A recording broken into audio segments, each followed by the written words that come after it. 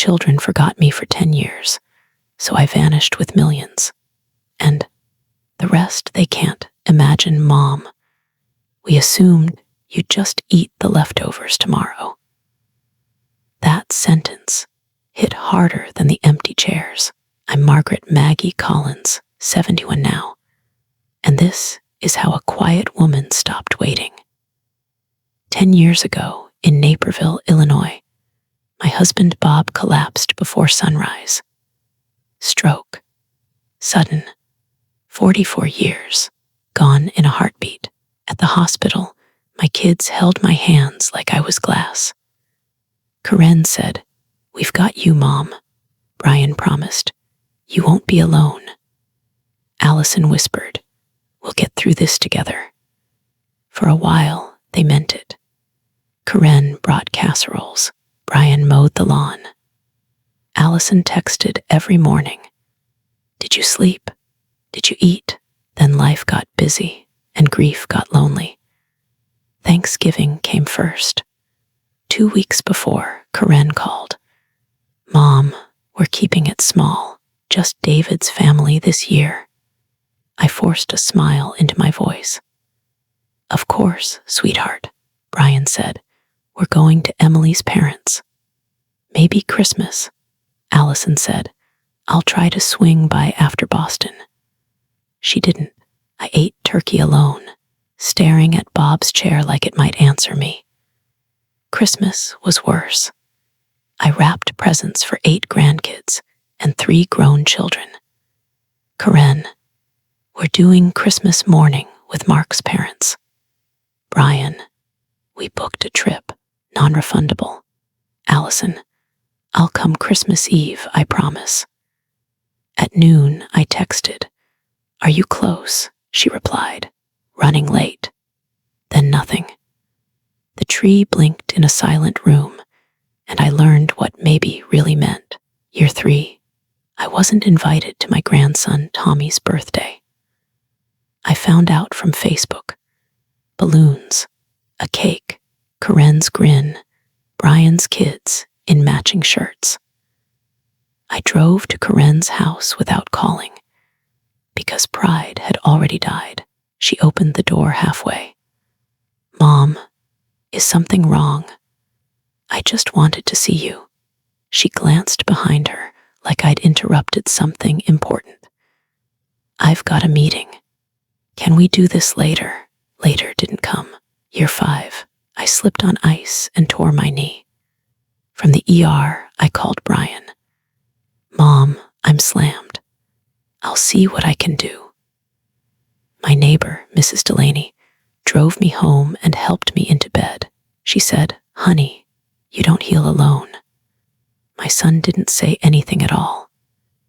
Year 6, I found a lump in my breast. I sat in a beige waiting room and watched other women hold hands. When the doctor finally said, "Benign," I nodded, walked to my car, and realized I had no one to call.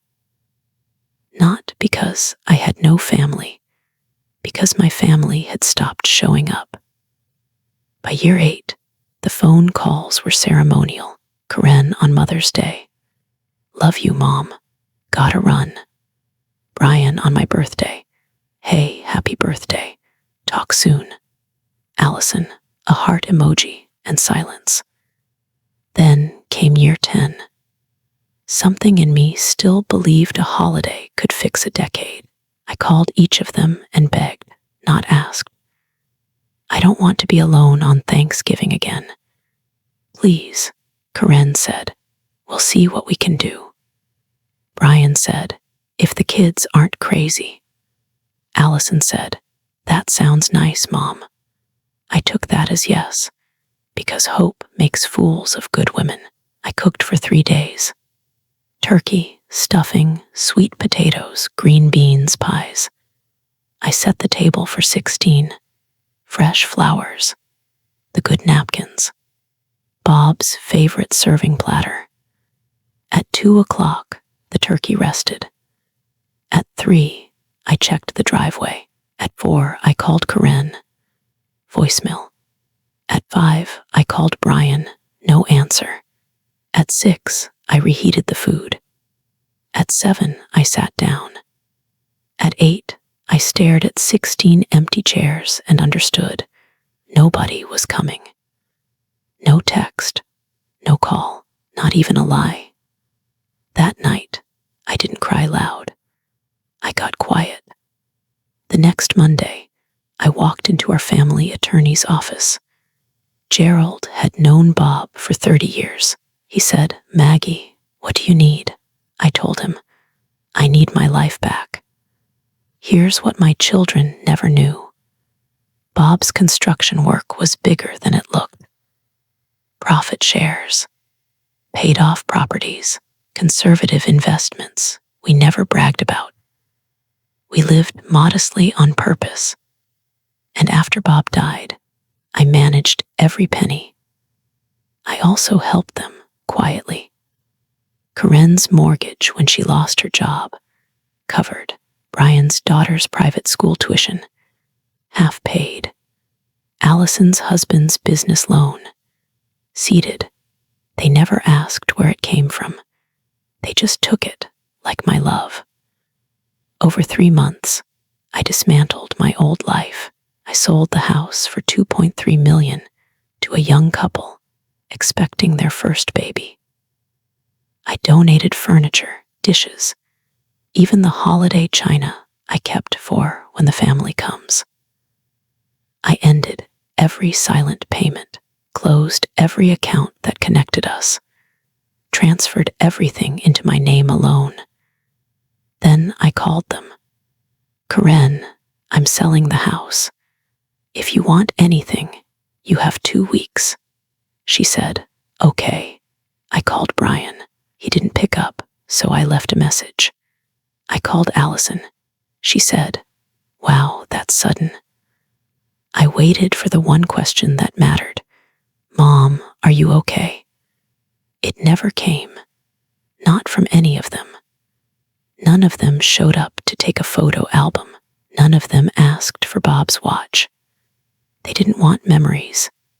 They wanted convenience. In March, I packed what fit in my car: clothes, a quilt, a few albums, Bob's wedding ring. I drove south and bought a small condo in Charleston, South Carolina. I changed my phone number.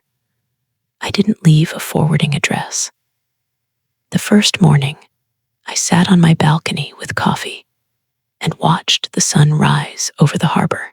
No waiting, no checking the phone, no pretending I was fine for people who never came. I joined a book club. I volunteered at a literacy program. I painted badly and laughed anyway. I made friends who said, "Come over," and meant it. For the first time in years, my calendar wasn't built around disappointment. A year later, Gerald called. "Maggie, your kids are asking about Bob's estate." I almost dropped the phone. Now they wanted to talk. They had gone to the old house and found strangers living there. They tried the bank and learned the accounts were closed. Corinne asked partners about Bob's holdings and realized there was more money than she imagined. Brian showed up at Gerald's office demanding my location. Allison emailed, "Mom, we're worried you're being scammed." Scammed. After 10 years of silence, they suddenly cared about my safety. Gerald said, "Do you want me to give them your email?" I said, "Yes. Let them write." The messages came fast. "Corinne, this is unbelievable. You can't just disappear." "Brian, call me. We need to sort this out." "Allison, I miss you. Please come home." I read every word and noticed what wasn't there. No one said, "We were wrong." No one said, "We're sorry." So I wrote one email to all three. "Dear Corinne, Brian, and Allison, I am safe, healthy, and finally at peace. I spent 10 years trying to stay in your lives. I cooked meals no one came to eat. I waited for calls that never came. I watched my grandchildren grow up through photos. You only looked for me when you realized there was money. Love isn't an inheritance you can claim. If you want a relationship, it will be built with consistency, respect, and truth. The money is mine, and I will use it as I choose. Mom, Karen replied angry. How dare you accuse us of only caring about money? Brian replied defensive. You don't understand how busy we are. Allison tried guilt. You abandoned your grandchildren. Still, not one apology. Their lawyer sent letters hinting at elder abuse. Gerald answered with facts. I was competent, documented, and in control. The threats faded when they realized they had no leverage. Months passed. Then quiet. Not the quiet of peace for them. The quiet of giving up. Here's where the story changes. I didn't become bitter. I became careful. I set up education trusts for my grandchildren. Accessible at 25. Controlled by no parent. I donated to literacy programs because books saved me when people didn't. I funded a community center back in Illinois with the house money because Bob believed in building things that last. And I traveled Savannah, Asheville, Maine, places I'd postpone while waiting for next time. Last month, on what would have been Bob's 80th birthday, I got one more email. It was from Allison. Mom, I started therapy. I finally see it. I'm sorry. I don't expect anything. I just needed you to know. I stared at the screen for a long time, not because I was desperate, because I wasn't. I haven't answered yet.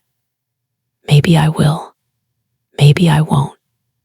That's the point. Sometimes the strongest justice isn't revenge.